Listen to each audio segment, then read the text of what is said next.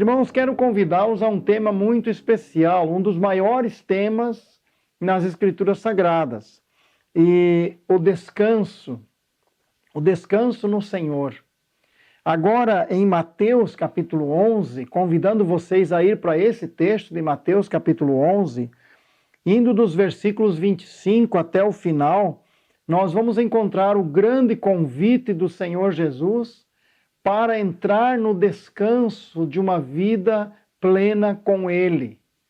E eu gostaria de seguir esse tema, nesse desafio de também colocar diante de nós esta grande verdade. No meio de um mundo atribulado, as dificuldades crescem a cada dia, a gente percebe o quanto o mundo está sendo abalado por tantas calamidades, e a gente vê nas informações pessoas tendo que fugir dos vulcões, fugir das tempestades, e não é uma família nem duas, são centenas, são milhares. E a situação da pandemia, a situação de outros acontecimentos que estão no meio deste nosso mundo atribulado. Então, quando recebemos de Deus um convite como este, realmente soa de forma muito especial. Quero ler com vocês, então, Mateus capítulo 11, o verso 25 em diante. Diz assim: Naquele tempo, respondendo Jesus, disse: Graças te dou, ó Pai, Senhor do céu e da terra, que ocultaste estas coisas aos sábios e entendidos e as revelaste aos pequeninos. Sim, ó Pai, porque assim te aprouve. Todas as coisas me foram entregues por meu Pai. E ninguém conhece o Filho, senão o Pai. E ninguém conhece o Pai, senão o Filho. E aquele a quem o Filho o quiser revelar. Vinde a mim, todos os que estáis cansados e oprimidos, e eu vos aliviarei. Tomai sobre vós o meu jugo e aprendei de mim, que sou manso e humilde de coração, e encontrareis descanso para as vossas almas, porque o meu jugo é suave e o meu fardo é leve. Que Deus, na sua graça e misericórdia, atendendo às orações que já foram feitas, possa também tocar nosso coração com esta palavra, nos conduzindo ao lugar do descanso. Jesus Cristo está nos convidando a um lugar de descanso. Esse tema é tão grande nas Escrituras que nós vamos encontrá-lo na criação. Nós vamos encontrar os 6 dias da obra e o 7º dia do descanso. Deus estava estabelecendo assim, mostrando realmente um aspecto interessante já na sua criação, que se reflete depois, vamos encontrar isso de uma maneira na área espiritual. Nós vamos encontrar o mandamento do descanso também, que foi dado, dirigido ao povo judeu, israelitas, a Bíblia é específica nisto, para que ficasse como uma memória da criação também. Mas quando nos voltamos para o Novo Testamento, aquele descanso centrado em um dia, para lembrar a obra da criação, passa a ser descrito como um lugar de descanso eterno, permanente. Aquele povo que caminhava no deserto para a terra do descanso, a terra da promessa, agora tornou-se no Novo Testamento apenas símbolo de uma caminhada muito maior, que nos leva à cidade celestial, o lugar do descanso, a pessoa que nos dá o descanso, que é Jesus, que está aqui. Ele disse: vinde a mim. Então, quando pegamos, realmente esse tema é muito grande nas Escrituras. Quando você vai para Hebreus capítulo 4, você vai encontrar ali a colocação do escritor sobre aquilo que no Velho Testamento era apenas a figura de uma realidade muito superior. Aquele 7º dia da criação, aquele mandamento do sábado, é apenas uma figura, porque aquele que conhece Jesus não descansa um dia só, mas descansa todos os dias e caminha para o descanso pleno na comunhão eterna de Deus. Então, quando olhamos esse tema, realmente ele enche o nosso coração. E muitas vezes você mesmo que está aí no meio das dificuldades que todos nós enfrentamos, certamente que você já pensou, eu preciso descansar. Mas eu não estou me referindo àquele descanso do corpo físico. Estou me referindo àquele descanso de uma luta intensa, que muitas vezes nos oprime e que muitas vezes nos tira as forças para enfrentar os desafios. E algumas pessoas pensam em chutar o balde, como se diz, e deixar tudo acontecer, não fazer mais nada, parar de lutar.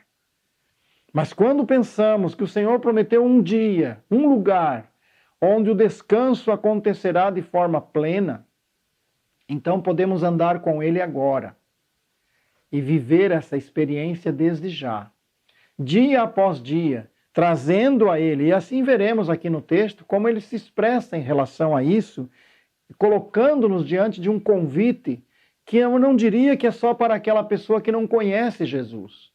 Porque muitas vezes os que conhecem Jesus também estão se sentindo cansados da batalha e precisam achar esse lugar onde podem entrar e o coração ser novamente fortalecido, revigorado para a continuidade. Eu creio que você está nesta batalha e eu creio que talvez algumas vezes você se sentiu deprimido, sem forças e você pensava talvez em desistir. Há alguns que até desistiram de vir às reuniões, desistiram de buscar a palavra, desistiram de orar. Mas quando voltamos o olhar para esta caminhada em direção a um lugar onde o descanso será pleno no Senhor, então podemos andar com Ele e encontrar a nova força. É interessante quando Jesus Cristo começa no verso 25, ele começa dizendo, naquele tempo, respondendo, Jesus disse, graças te dou, ó Pai. Surge no íntimo da sua alma uma gratidão profunda, uma expressão que ele lançou um brado diante dos seus discípulos. E ele disse, graças te dou, ó Pai. E então aí se desenvolve nesse contexto de uma gratidão profunda, de um brado de gratidão. Desenvolve-se o tema e o convite aparece no final. O Senhor Jesus estava voltado para o grande projeto do Pai. E olhando para aqueles discípulos e querendo oferecer um recurso que o mundo não pode oferecer, porque no mundo não há descanso. O mundo é um mundo de tribulações.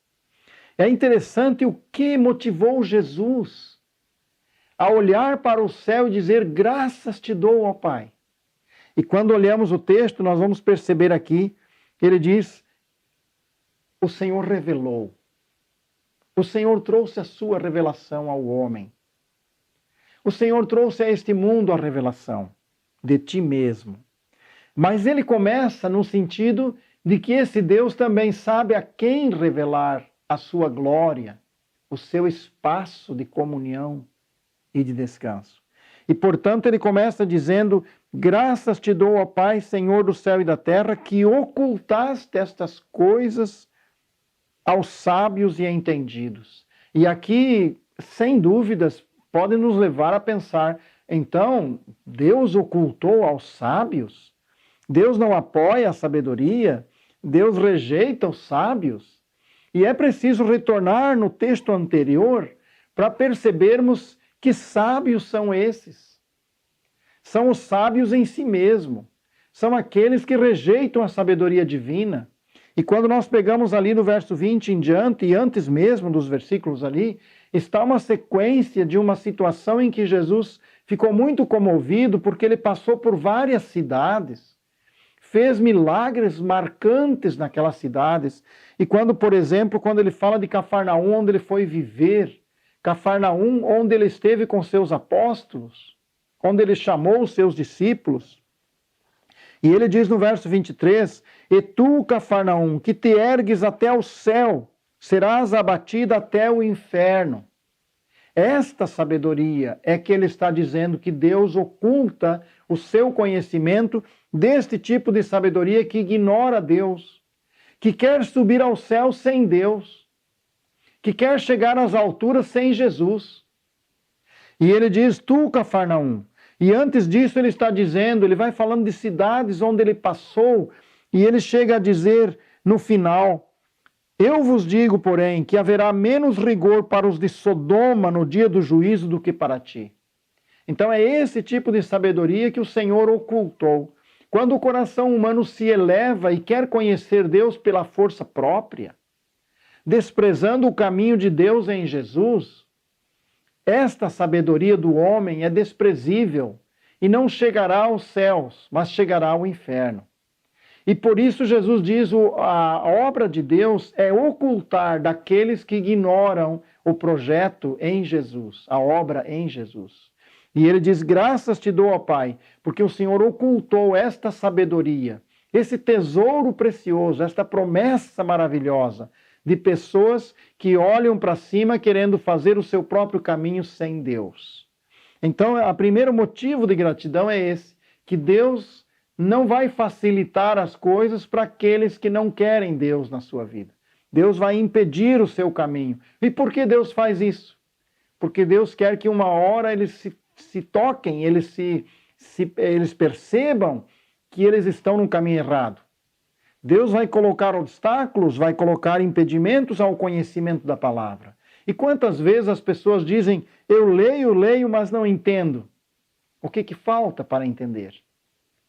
O Paulo, o apóstolo, escreveu sobre isso. Ele diz que as coisas espirituais não se discernem com apenas a mente humana carnal, ou seja, com o conhecimento humano. É preciso a intervenção do Espírito de Deus. Os assuntos espirituais se discernem espiritualmente. E por isso é que essa sabedoria humana não alcança o conhecimento divino. E algumas pessoas, nesta luta para ir sem Deus, negam ao próprio Deus. E Jesus diz: graças te dou, ó Pai, porque ocultaste a esse tipo de sabedoria o conhecimento deste lugar onde podemos encontrar o descanso. Ele fala primeiro dos sábios religiosos da sua época, depois das cidades impenitentes que não se arrependeram, e dessa maneira esse brado de gratidão a Deus, porque reconhece que Deus é um Deus justo. É a justiça de Deus que está ali em questão. Tanto no sentido de mostrar que o caminho dos sábios do mundo está errado, mas também o caminho do Salvador que eles podem seguir se quisessem seguir. Depois nós temos também a questão que ele diz aqui: e revelaste aos pequeninos. Então a ação que moveu Jesus nessa gratidão, primeiramente em bloquear o conhecimento pela sabedoria do homem, e depois liberar o conhecimento pela sabedoria divina aos corações de pessoas simples.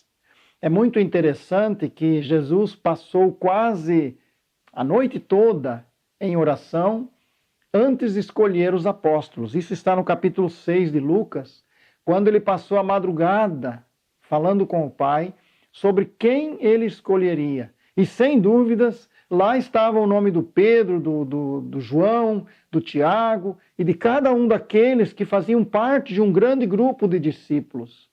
E que Jesus retiraria 12 dentre eles para serem pessoas que estariam mais perto. E desses 12, ainda aproximaria um pouco mais os 3, Pedro, Tiago e João, porque o projeto de Deus era esse.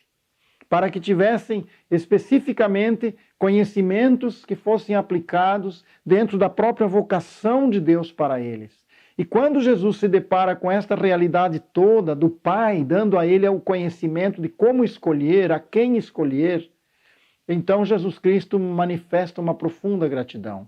Porque ele vê os sábios religiosos e do mundo e olha para os seus pequenos discípulos, pescadores, homens iletrados, homens que reconhecidamente não tinham um título nas universidades da teologia daquela época.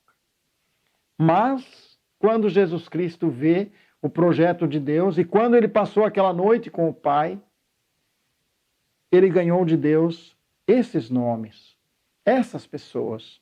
E você e eu, vocês que estão aí, vocês que estão diante desse texto hoje, devem pensar que o Senhor não somente estava trabalhando naquele século, primeiro século, mas está trabalhando em todas as eras, até agora. E na nossa geração, ele quer fazer o mesmo trabalho, de chamar o seu coração para aproximar-se dele e também vocacionar a sua vida, dar o espaço onde ele vai fazer uma obra específica. E não precisa você se preocupar com a sabedoria humana, mas buscar a sabedoria que vem do Espírito Santo de Deus pela palavra. Deixar Deus na simplicidade nossa fazer a obra que Ele quer fazer. Não podemos querer fazer pela nossa força. Um comentarista, quando fala sobre os pequeninos, que está aqui no texto, esse comentarista Kretzmann é o sobrenome dele, ele diz: os filhos e as criancinhas são aqueles que não argumentam contra a palavra de Deus, que não resmungam contra a vontade de Deus, mas estão plenamente satisfeitos com a maneira que ele os trata. Isso inclui todos aqueles que em seu próprio conceito não são sábios, entendidos, nem invadem com sua razão a palavra de Deus. Então são pessoas que aceitam o tratamento de Deus na sua vida. Eu penso em Jó sempre quando eu falo sobre isso. Aquele homem estava esmagado por perdas incalculáveis. Aquele homem estava ferido com feridas mal cheirosas, desprezíveis, mortais, porque humanamente não teria cura. Mas quando ele olhava para os céus, o seu coração estava grato com Deus. Ele não tinha o que reclamar. Ele tinha um coração que verdadeiramente amava a Deus, e ele podia dizer: ainda que ele me mate, eu o louvarei. É esse coração que é chamado aqui os pequeninos. Aqueles que reconhecem que Deus é o soberano e que Deus tem o direito de tocar na minha vida e que Deus tem o direito de fazer o que Ele quiser fazer, e eu preciso entender que Ele sabe melhor.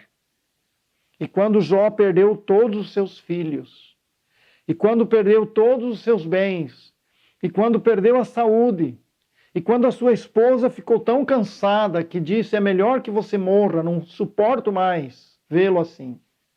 E quando as crianças e amigos e parentes se afastavam dele, porque ele parecia um imundo, tomado de chagas, castigado por Deus, mal entendido pelos homens, ainda assim, ele podia dizer: ainda que ele me mate, eu louvarei, eu o louvarei. Porque eu sei que o meu Redentor vive, e por fim se levantará da terra. O Jó consegue olhar para o céu com um coração profundamente quebrantado e entregue ao Senhor. E esta é a atitude de um pequenino que está aqui. E esta é a revelação do Pai a um coração humano que se sujeita profundamente ao que Deus quer, mesmo não entendendo o porquê temos que passar por situações tão drásticas, tão terríveis. Agora mesmo estava ouvindo uma notícia, assistindo uma notícia, veio via internet, de um casal de missionários que estavam fugindo do Haiti, saindo de lá por causa dessa situação de crise, e que o voo não tinha espaço para todos, e segundo a informação, eu não tenho mais detalhes agora, mas teria ido a esposa com os filhos num primeiro voo, e ele e outro foram num pequeno avião, que por fim acabou caindo, sofrendo um acidente. Eu não sei se vocês assistiram, ouviram essa informação. Se não estou enganado, veio no meio do informativo dos missionários. E eu fiquei pensando, que coisa triste perceber isso, né? Aqueles servos de Deus e de repente aquela esposa com os filhos perderam o seu esposo, estavam no campo, na obra de Deus, lá naquele país, e agora um acidente trágico como este. Como entender? Na verdade, nós não precisamos querer entender, porque não vamos entender. A nossa sabedoria não entende esses aspectos tão profundos do sofrimento e da dor. Mas o que podemos é dizer: Senhor, Tu sabes. Quando não temos palavras e respostas, entendemos que Deus tem as respostas e as palavras de consolo. Eu não sei as perdas que você teve nesse período agora, quando o mundo está assolado por tanto sofrimento. Eu não sei as perdas que teremos para o futuro, com mudanças que nós não entendemos, que estão acontecendo já, que percebemos já as linhas que estão dirigindo para mudanças grandes no mundo. E qual será esse futuro que teremos? Mas será que estamos tão profundamente entregues ao Senhor que o nosso coração descansa nele? Sem dúvidas, isso é fundamental. E Jesus Cristo, quando se volta para o Pai, é a isso que ele manifesta profunda gratidão. Porque o Pai preparou um caminho para aqueles que querem descansar nele, para aqueles que querem confiar nele. Então, nós vemos aqui que Deus, em Jesus, oferece a qualquer pessoa que quiser esta oportunidade. Este caminho pelo qual ele fala, ao qual ele se refere para o descanso, passa pelo arrependimento. E é este arrependimento que faltou a estas cidades, às quais ele se refere nos versículos anteriores. O caminho para chegar a um espaço de descanso em Deus começa pelo arrependimento. E nesse sentido, vale a pena perguntar a nós próprios: qual foi o último dia em que eu me arrependi de algo? Que eu senti arrependimento? Que eu senti o meu coração quebrantado diante do Pai e podia dizer: Senhor, eu reconheço que eu tenho falhado. E aí citar aqueles erros do nosso pensar, do nosso falar, do nosso agir, e dizer: Pai, eu não estou conseguindo gerir bem, administrar bem as situações. Eu não estou conseguindo ter um sentimento puro, agradável, profundamente grato a Ti. Quando foi o último momento que nós chegamos a Deus em arrependimento assim? Porque este é o caminho do descanso. Quando o coração consegue permitir que o sentimento da realidade interior da nossa alma apareça diante do Pai.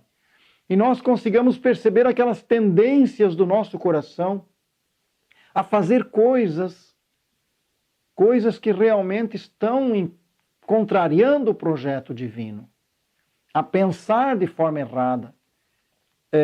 Quando a Bíblia se refere àquele período anterior ao dilúvio, diz que toda a imaginação do homem era perversa naquela época. E nós estamos vivendo um tempo assim que a imaginação do ser humano está corrompida, está pervertida. E naquela época diz que o Espírito de Deus disse: agora chega, eu não vou mais agir nesta geração. E ali estava este momento em que Deus oculta o conhecimento e revela a um Noé, como pequenino nesse caso, nessa situação toda, porque não foi entendido no projeto da arca, não foi entendido em todo aquele movimento dele, mas ele era um desses que caminhou pelo caminho do arrependimento em busca de um lugar onde pudesse encontrar a presença do Senhor perto, encontrar o descanso no Senhor. Qual é o teu caminho? Qual é o meu caminho? Vamos pensar sobre isso. Porque o Senhor Jesus está nos convidando a vir. E esse vir é sair do espaço onde estamos e caminhar na direção dele. E para isso é preciso entender que condição estamos tendo. Uma terceira situação nessa primeira visão da gratidão de Jesus pela revelação do Pai é que o descanso que ele apresenta aqui é o descanso da alma. E esse descanso da alma nasce na gratidão. Isso é bem interessante também. O descanso da alma nasce na gratidão. Um coração não agradecido, um coração que acaba não conseguindo administrar bem as suas perdas e colocar diante do Senhor como ainda gratidão por Deus saber o que está fazendo. Esse coração não consegue descanso. E podemos dizer que é uma das maiores evidências da nossa comunhão, do nosso conhecimento do Senhor, quando o nosso coração manifesta gratidão. E pode ser que seja a maior demonstração de que não conhecemos o Senhor quando o coração não se mostra agradecido a Ele. Nesse sentido é que surge no coração de Jesus aquela profunda gratidão ao Pai. Passamos então a um segundo aspecto bem grande dentro do nosso tema, que é a declaração de Jesus que fundamenta esse descanso. Porque se Jesus oferece descanso a nós, com qual base, qual fundamento, com que autoridade? E é a partir daí que ele começa a descrever. Ele diz, no verso 27, ele diz: todas as coisas me foram entregues por meu Pai, ninguém conhece o Filho senão o Pai, e ninguém conhece o Pai senão o Filho, e aquele a quem o Filho o quiser revelar. Pense sobre isso. Há três aspectos grandes aqui nesta autoridade que ele tem. Quando ele diz: todas as coisas me foram entregues por meu Pai. Até aquelas coisas que nós fazemos uso delas no dia a dia. Até aquilo que nós temos e achamos que é só nosso. Acreditamos nisso? Que sobre isso o Senhor tem autoridade? Aquele carro 0 quilômetro, aquela casa nova, ou aquela situação, o ambiente família, a nossa família, os nossos filhos. O Senhor Jesus diz aqui: todas as coisas me foram entregues por meu Pai. E ele se refere num aspecto geral, porque quando Paulo escreve aos Colossenses, também diz que ele é o criador de tudo e o sustentador de tudo. Nas cartas de Paulo aparece essa autoridade de Jesus como criador, porque ele fez. Mesmo o apóstolo João, ao escrever no Evangelho, diz: ele é o criador de tudo e ele é o sustentador de tudo. Então, se você pergunta como é que ele me convida a um espaço onde eu consiga ter descanso para a minha alma aflita, o convite vem daquele que tem a autoridade direta do Pai. E diz o texto que ninguém pode conhecer o Pai se não for por ele, se não for através dele. Então, toda pessoa que se levanta em busca de Deus por intermédio de um outro ser, de uma outra pessoa, seja de anjos, seja dos santos, seja de um esforço qualquer que não seja em Jesus, naturalmente não chegará a Deus. Porque ele diz aqui: ninguém pode conhecer o Pai se não for através do Filho. E ele deixa claro também que só podemos conhecer o Pai se o Filho decidir revelar a nós. Eu acho marcante essa expressão, porque é o Senhor Jesus que nos dá a oportunidade de conhecer o Pai. Então, nós que começamos a nossa caminhada com o Senhor, nós estamos ainda crescendo nesse conhecimento e vamos crescer até chegar lá. E também a eternidade, disse Jesus em João capítulo 17, que a eternidade é conhecer Deus. Que te conheçam a ti como Deus único, como Deus soberano, como Deus santo. Então, para nós, o desafio não para aqui. Conhecer Deus é o desafio eterno, é a bênção eterna, o infinito Deus, o grandioso Deus, soberano, majestoso, em glória, e que nós vamos conhecer. Mas ele diz que aqui neste mundo é possível se aproximar mais e mais de Deus. E ele diz aqui: aquele a quem o Filho o quiser revelar. Como estão os nossos olhos na visão do Senhor? Estamos tendo uma visão de Deus no sentido prático, na palavra de Deus? Não estou falando de sonhos e visões, estou falando desta palavra aqui. Quando nós buscamos esta palavra, ela toca o mais profundo da nossa alma.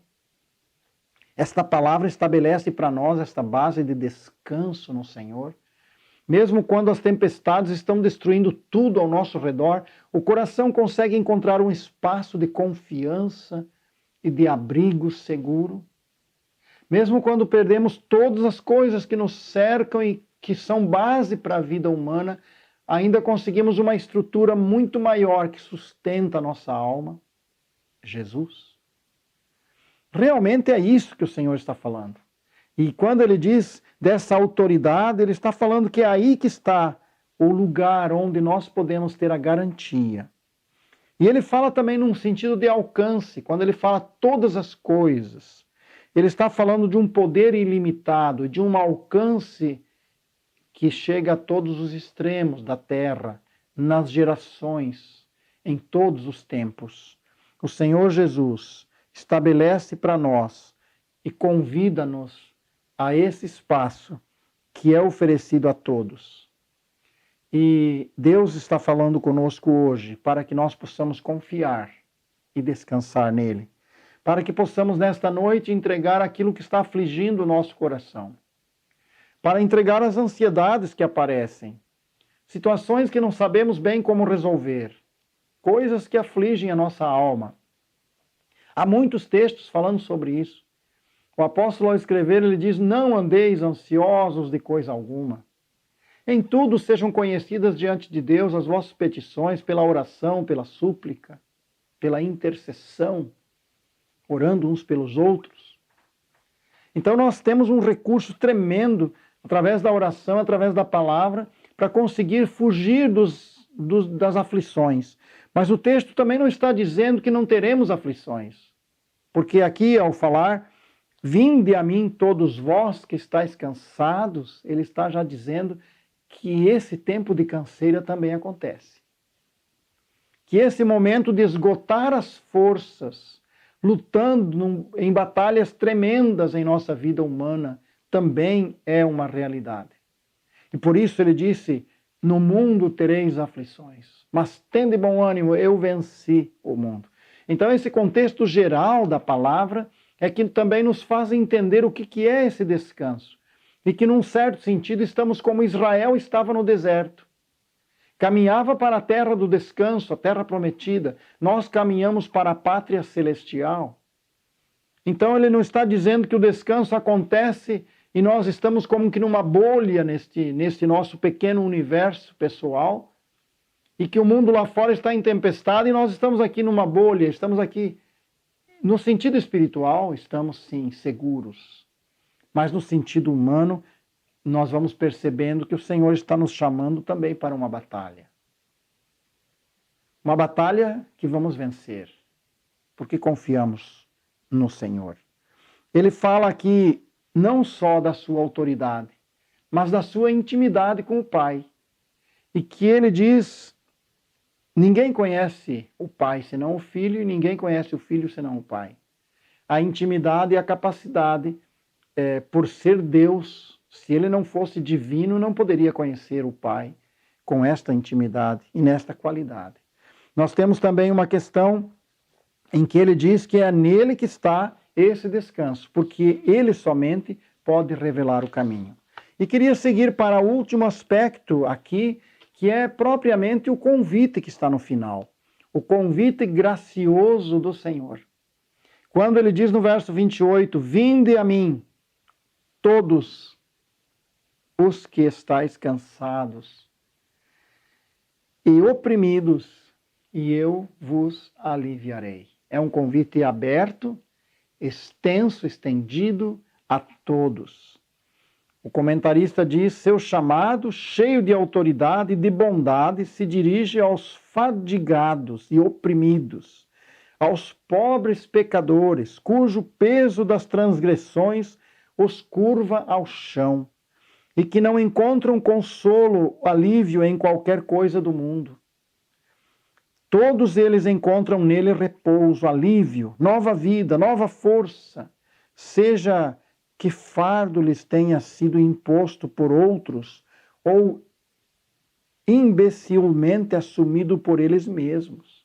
O comentarista diz que muitas vezes o fardo que está pesando sobre nós é porque veio de outros que estão a nos oprimir com seu poder, com seu braço humano, com a sua maldade, talvez. Mas por vezes são escolhas que fazemos. São decisões erradas que tomamos.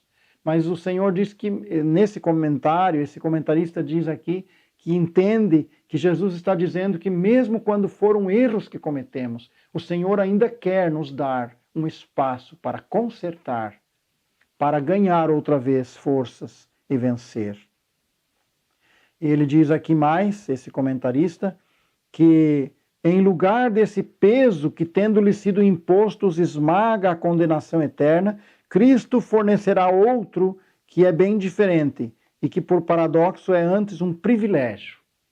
né? Ele fala aqui do jugo. Ele diz, você que está carregado com um fardo, tome sobre si o meu jugo, diz ele. E esta é a ideia de um privilégio, poder andar pertinho dele. O jugo, na verdade, quando eu conheci esta ideia do jugo, eu conheci no ambiente dos lavradores.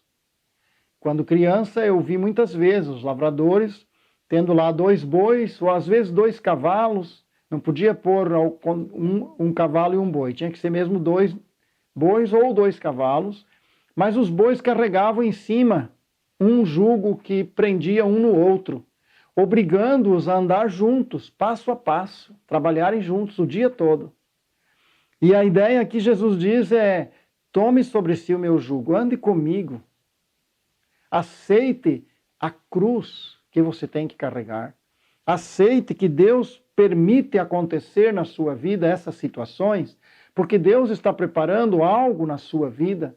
Deus está trazendo capacitações, oportunidades, construindo algo na eternidade que nós não temos ideia ainda, mas que faz parte desse processo de transformação da nossa vida, de comunhão com Ele, de experiência com Ele. E não tenho dúvidas disso, Deus está fazendo esta obra.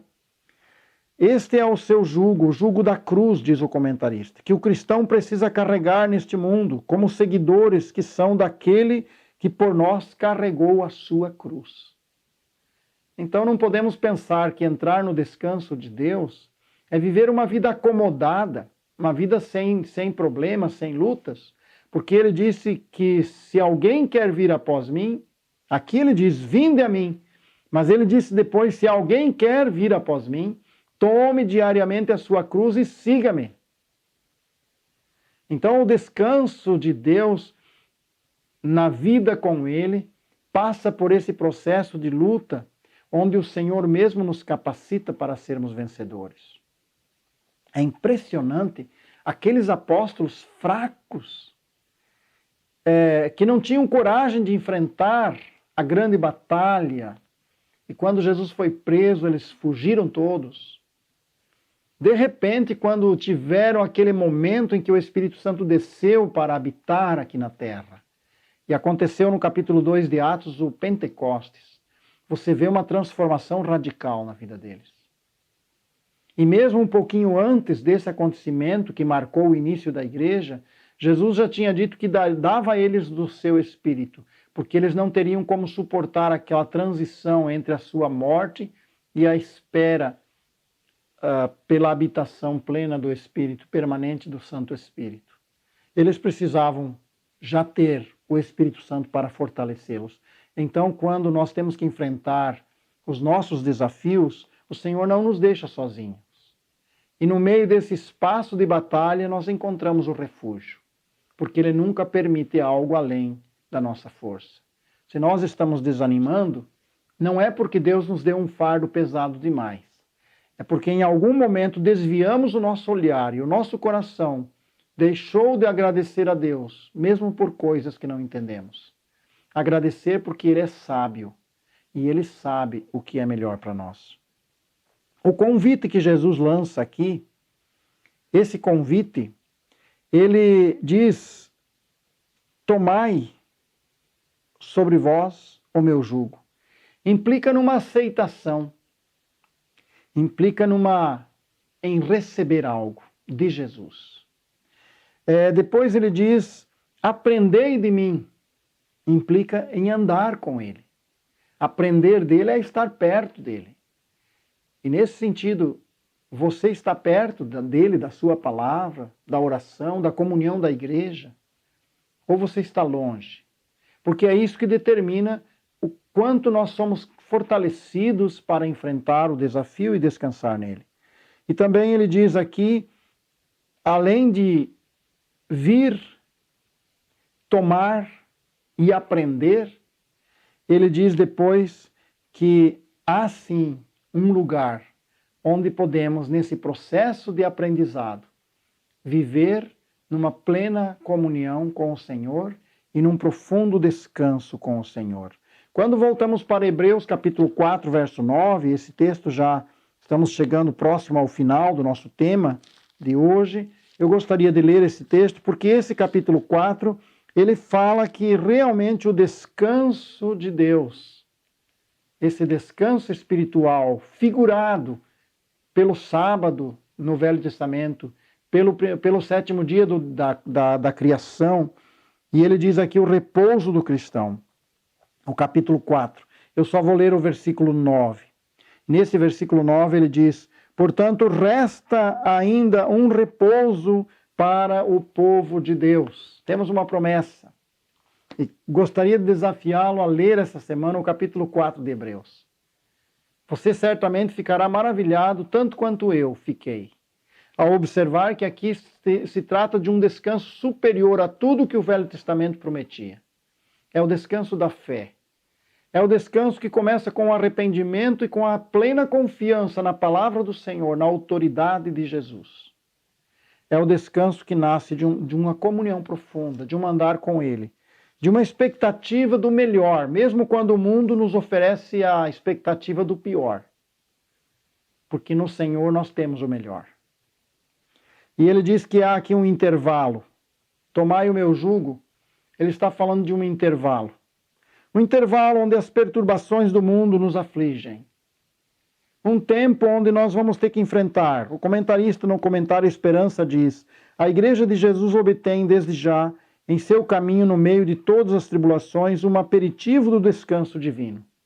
Então esse comentarista diz: temos sim tribulações, mas no meio disso temos aperitivos. O Senhor está conosco.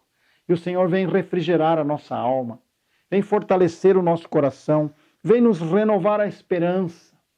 E eu espero que isso esteja acontecendo conosco hoje. Há nele autoridade e força para vencer. Há nele graça. E ele estende o convite. Acho muito interessante quando as pessoas, falando de alguém que morreu, que faleceu, muitas vezes dizem, descansou. Será que podemos dizer assim para todas as pessoas? E segundo Jesus diz aqui, não podemos. Descanso tem aquele que caminhou pelo caminho do arrependimento e fé, chegou a Jesus Cristo e reconheceu que aqui estava o convite e aceitou, tomou sobre si, recebeu sobre si e entregou sua vida. E aqui o Senhor passou a habitar e dar-lhe o verdadeiro descanso. Mas resta ainda um descanso futuro. O Senhor nos chama para um lugar onde estaremos para sempre com Ele, onde o pecado não entra, onde não haverá mais dor. E diz o texto, Ele enxugará dos olhos toda lágrima. Que maravilhosas promessas. Que Deus nos ajude, através desse texto maravilhoso, a perceber o porquê podemos também hoje levantar os olhos e dizer: graças te dou, Senhor, meu Deus e meu Pai. Porque o Senhor revelou ao meu coração o grande amor de Jesus. A minha condição de pecador, que eu precisava dele, me deu forças para o arrependimento. Me deu graça para chegar a ti, tomar o jugo. E eu quero aprender de ti. Que possa surgir esta oração neste momento em nossa alma. E esta profunda gratidão nos leve a pensar naquele que naquele dia estava lá, dizendo isto, para motivar o coração daqueles e com estas palavras motivar o nosso hoje. Deus o motive, o fortaleça e dê graça para vencer. E assim, com o jugo de Jesus, com a sua presença, caminhar com Ele, cheguemos mais perto, cada dia, a este lugar do descanso pleno, eterno, na presença do Pai. Deus nos abençoe com a sua palavra. Amém.